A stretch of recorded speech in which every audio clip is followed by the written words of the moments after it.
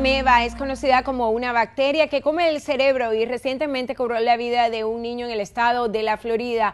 Muchas personas desconocen su origen y si existe tratamiento alguno. Hoy estamos con el doctor Héctor Cordero, quien es médico pediatra, quien viene a hablarnos más acerca de esta condición. Gracias por estar con nosotros. Gracias a ti, Mayela. Un placer estar una vez más contigo. Vamos a comenzar a definir lo que es una ameba.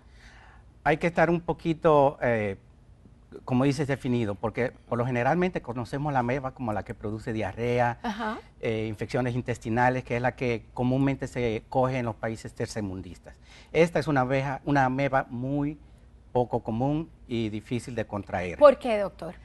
Bueno, porque primeramente vive en agua dulce, no crece en agua salada. Y también el agua tiene que estar suficientemente caliente, unos 77, 106 grados Fahrenheit, como aguas estancadas, lagunas, lagos, ríos bajitos, piscinas, muy importante, piscinas no clorinadas o muy poco clorinadas. O sea que en una piscina también se puede contraer con poco cloro, una ameba. Maltratada, con el agua maltratada. Wow, increíble. No.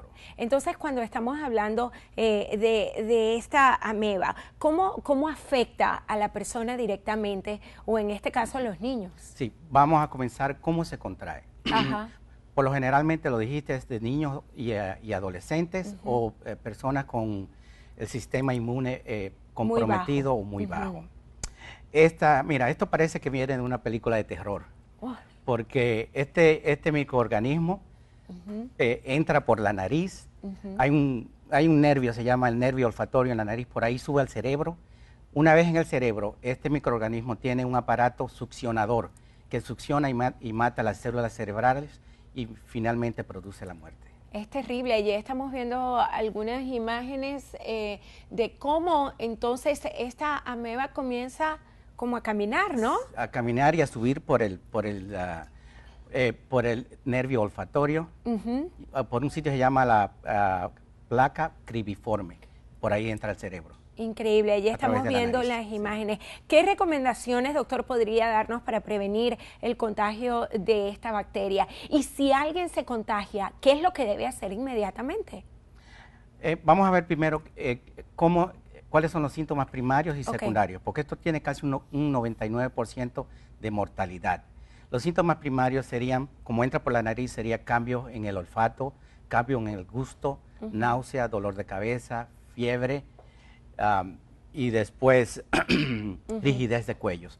Entonces, cambios secundarios serían confusión, alucinaciones, confusiones y finalmente la muerte.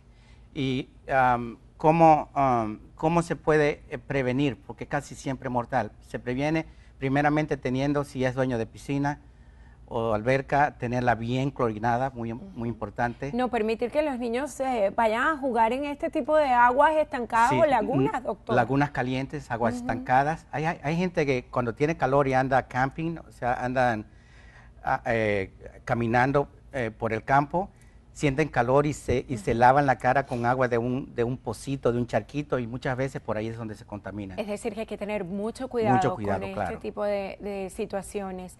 Y entonces, cuando estamos hablando de estas recomendaciones y cuando nosotros vemos esos síntomas, hay que llamar inmediatamente al 911, hay que llamar al doctor. ¿Qué hay que hacer?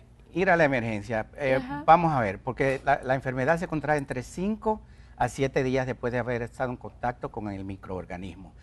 Hay situaciones hasta después de un día, por lo general de 5. Si usted ve que su niño o adolescente comienza a tener cambios en el gusto, en el olfato, a veces alucinaciones, enseguida ir al médico, y más si sabe que se ha bañado en un lago, en un río o en una piscina sucia. Exactamente. Muchísimas gracias, doctor, por haber estado con nosotros y por habernos dado esta explicación y no confundir lo que es esta ameba con la ameba normal que produce diarrea y que también se contagia a través de las comidas, ¿no? Comidas, sí, y con agua maltratada que se toma, agua tomada.